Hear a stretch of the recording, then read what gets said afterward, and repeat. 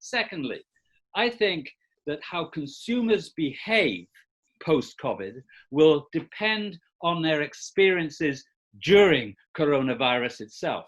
So I've put Argentina, the US and China just to compare experiences. You can see for Argentina that you're still on the way up. God forbid, you've had 2,000 plus deaths.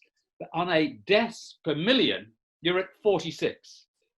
Look at what's happened in the US. They're still on the way up in terms of the virus, still expanding. And their deaths per million are 420, like 10 times more per million than you. But down to China, where the virus started, they had 9,000 deaths solely, and deaths per million, mini 6. So what's the importance of that?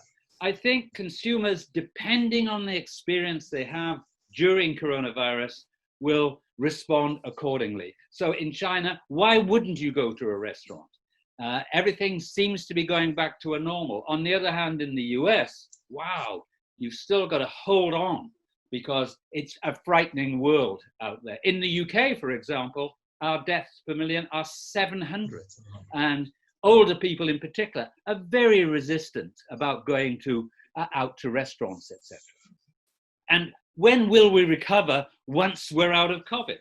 Just quickly, I'm not a numbers person, but if you look at the middle column here, what it tells me is that the Economist Intelligence Unit suggests that for most countries, it will be 2 or maybe even as far as 4 years before we return to the economic conditions that we had in 2019.